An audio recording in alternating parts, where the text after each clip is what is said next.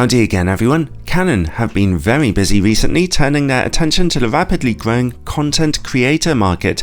I've already tested their new R50V interchangeable lens camera, which is primarily designed for video work, but at the same time, Canon launched this very interesting new compact camera with a zoom lens fixed in place, which, while being capable of stills photography, is also designed for video work first and foremost. It's the Canon Powershot V1.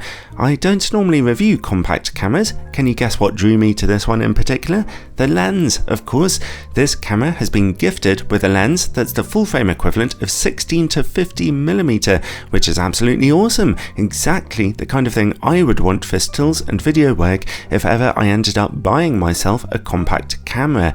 That takes you from an ultra-wide angle at the wide end, perfect for capturing huge landscapes, architecture and indoor pictures and vlogging footage, and zooms in to the equivalent of 50mm, so that is a standard field of view, neither wide angle nor telephoto. If you're shooting in full HD mode, you have access to a digital zoom also, which can push you a little further than that. I absolutely love that zoom range. The camera's sensor is 22 megapixels in resolution in what Canon call a 1.4 inch type size. Basically, it's slightly bigger than Micro Four Thirds, so you should still be getting some decent image quality here.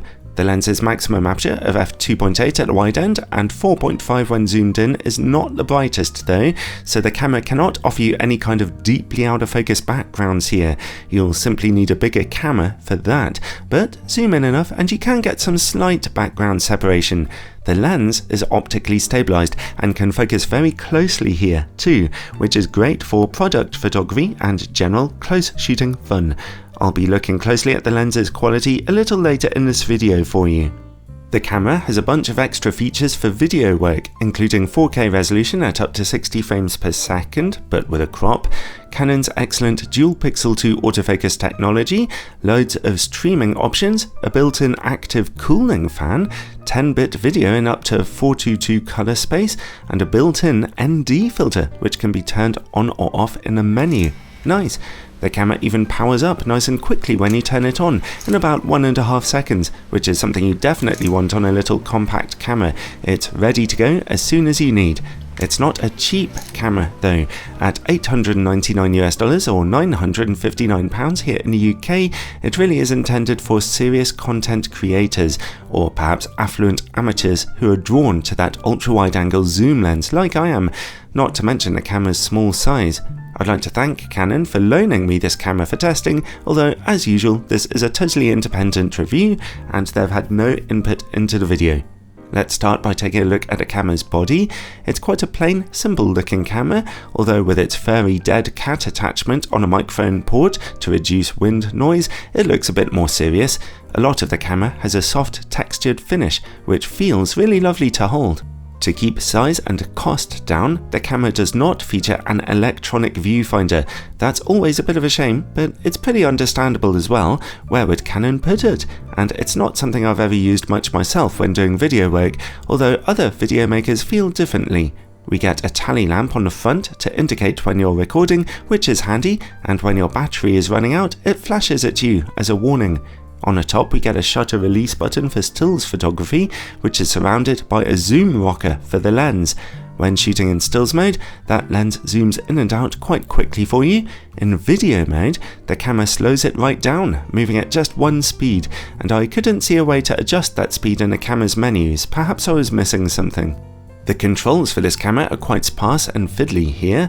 I like the mode dial on the top with a switch beneath it for video or still shooting. That's nice and simple and familiar for anyone using this camera for stills work, but we don't get any other control dials except for the rear thumb wheel, which is really quite tiny and rather fiddly to use. It's easy to accidentally press buttons you didn't intend to here while turning it, especially when pressing left on that dial, so you'll end up using the touchscreen for control quite a bit on this camera.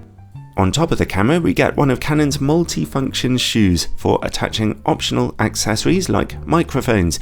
This is also where the dead cat microphone attachment plugs in, which does actually help with reducing wind noise. That touchscreen is 3 inches large, fully articulated, and is nice and bright. With just over 1 million pixels, it's not actually the sharpest quality screen available, but actually it looks absolutely fine. And with the camera at this kind of price point, you can't have the best of everything. On the left side and top left corner of the camera, we see gaps for the active cooling fan. You can turn it off or set it to various power levels in the camera's menu. It runs very quietly, but I didn't need it for shooting myself. I could get about 80 minutes of 4K recording going without any overheating until the battery ran out, but then again it's quite cold here in Wales and I had the auto power off temperature set to high, so in hotter climates you might need to use that fan. On the right hand side of the camera we get connections for a microphone and for headphones, as well as micro HDMI and a USB-C port. There's no connection for a remote shutter control though. The camera can charge through that USB-C port, and it didn't seem to need a power delivery charger to do so. My phone charger did the trick, which is always nice to see. The camera's battery is Canon's smaller LPE17. As I mentioned before, that powered me through about 80 minutes of 4K video work, which is not too bad. And next to that, of course, comes the single SD card slot. When it comes to still photography, you can shoot stills in RAW, compressed RAW, JPEG or HEIF, and shoot RAW with JPEG or HEIF simultaneously. The camera features a number of Canon's still shooting features that we've come to value, including changing your aspect ratio, HDR shooting and silent electronic shutter shooting, as well as a mechanical shutter. However, there are a couple of still shooting omissions I noticed. There seems to be no anti-flicker shooting option, and surprisingly no interval timer for time-lapse photography. Those features can be found on the also new Canon EOS R50V camera. However, the Powershot V1 does have a time-lapse movie option for you. I will look at the camera's still image quality in a couple of minutes for you. As I say, I think it's an attractive camera for still shooting, except for one particular thing: the lens doesn't appear to have a filter thread on the front. I am a huge fan of polarizing filters, so for me that's quite a blow actually. The camera does feature an inbuilt 3-stop ND filter though, which can be turned on and off in the menus. Now that is useful, but still, I miss my polarizing filter. When using its mechanical shutter, the camera can shoot at up to 15 frames per second with autofocus, and if you shoot in JPEG then its buffer just goes on and on, which is really impressive. When using the electronic shutter, the camera can burst shoot at up to 30 frames per second with autofocus, which is amazing, although only for about 1.5 seconds or so, shooting JPEGs before slowing down. And when it comes to shooting video, the camera is quite well spec'd for the price you're paying here. You can shoot 4K at up to 30 frames per second without a crop, and that's downsampled from 5.7K, so it should look very good, as well as 4K 60p with a 1.4 times crop, and full HD up to 120 frames per second for some slow motion work if you want to. The camera can shoot in H.264 or H.265 up to 10-bit footage with up to 422 color sampling, and anyone into color grading will be pleased to know it can shoot in Canon Log 3. It's great to know that this is a camera you could grow into and use for more advanced video work. The camera also features a load of live streaming options, very handy.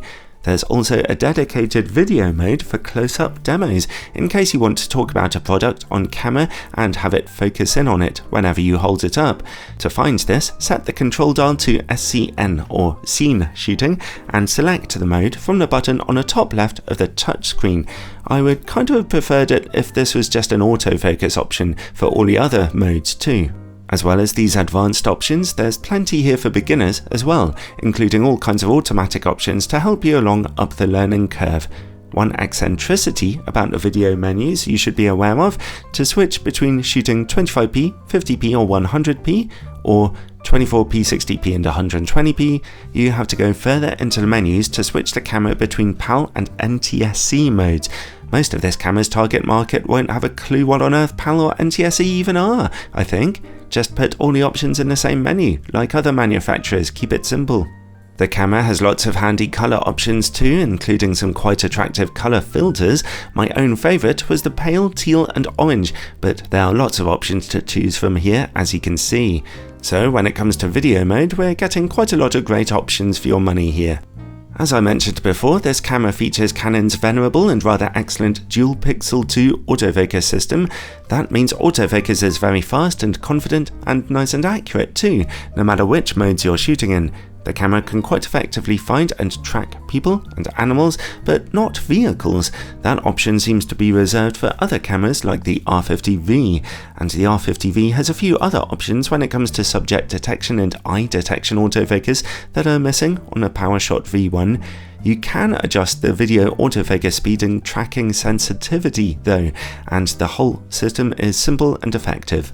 So overall, while I didn't love its fiddly controls, the Powershot V1 generally speaking is well built, small, nicely spec'd for video work, and of course has an interesting lens. The key issue for some shooters will be the lack of an EVF, and for me personally, the lack of a filter thread, although that built-in switchable ND filter is really cool. Alright, even though the Powershot V1 is primarily designed for video work, traditionally at this point in my reviews I look at still image quality, so let's do that first. In a minute I'll look at the lens quality specifically. Anyway, images at ISO 100 carry a fair bit of detail with those lovely faithful Canon colours which are reliable for most situations. Up to ISO 800 we get completely clean images, which actually seems like a very slightly better performance than the R50V camera I tested at the same time. At ISO 1600 though, noise is definitely creeping into the finer details. ISO 3200 and 6400 are beginning to look a bit washed out and squidgy. I would avoid shooting at ISO 12800 altogether. Overall though, this is the kind of performance you'd get out of a good quality aps-c sized sensor, let alone something smaller, so Canon have done a really great job for stills photographers here. And before we look at video quality, let's take just a quick look at this lens's sharpness for stills work. At the widest angle of 8mm, which is the full frame equivalent of an ultra-wide 16mm, the middle of the image looks fantastically sharp and punchy at f2.8. Corner image quality is quite a bit softer, but still just about usable. I reckon the image is being stretched quite a bit here to correct for optical barrel distortion. Anyway, the corners stay this sharp even if you stop down to f5.6 or f8, so that's a slight shame for critical still photography, but it's still plenty sharp enough for video work. Let's zoom in halfway. At 16mm, which is the full frame equivalent of about 32mm, the maximum aperture has darkened to f4. Image quality is still absolutely fantastic in the middle of the frame. The corners are still a fair bit softer though.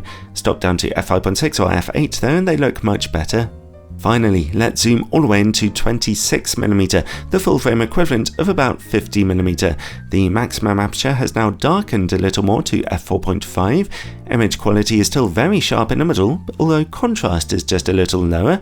Corner image quality is better than it was at wider angles. Stop down to f8 for just a marginal improvement in those image corners. So overall, this interesting zoom lens is always sharp in the middle of its images and always good enough from corner to corner for 4K video work, but for stills photography, the image corners are a little softer.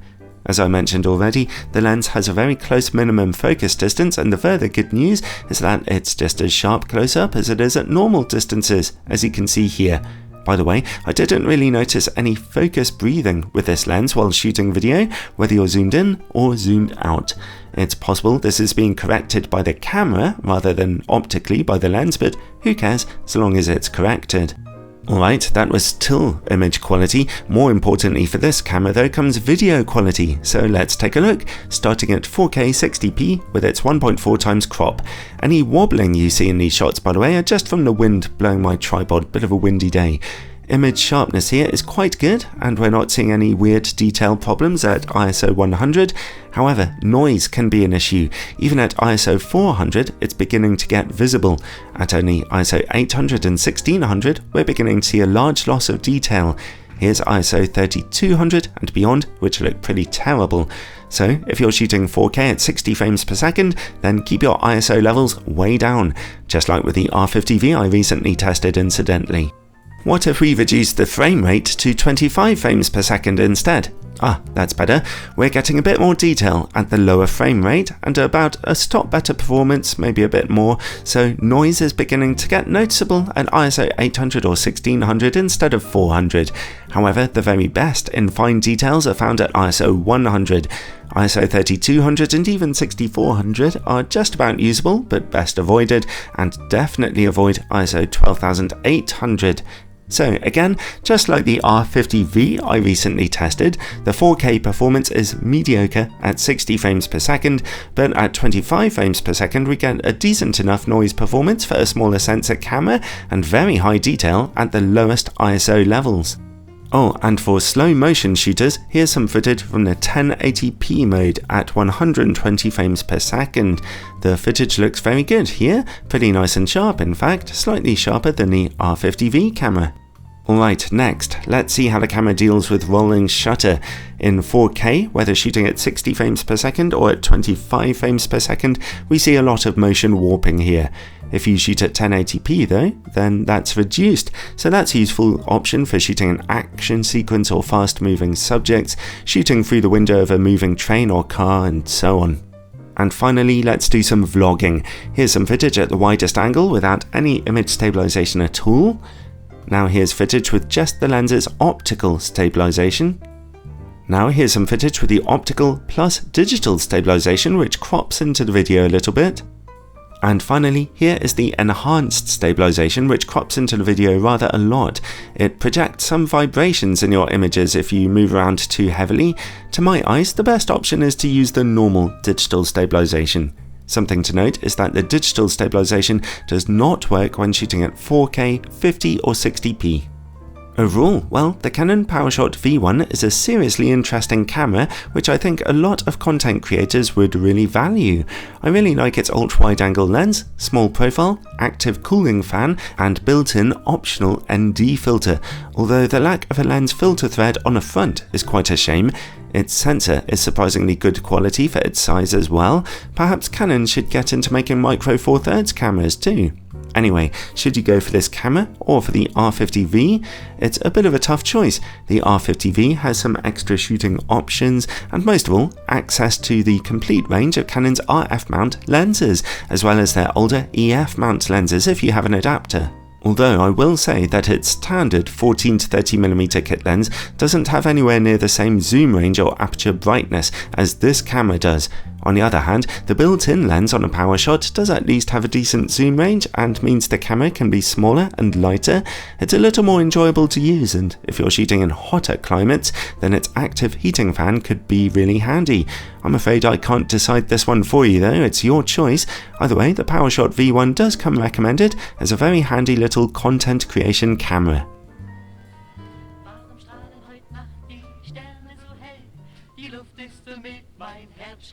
Thanks for watching everyone, hope you enjoyed the review. Thanks to all my Patreon supporters and channel members who help to keep these tests trucking on, sponsorship free, while getting all kinds of exclusive bonus content. Ciao for now.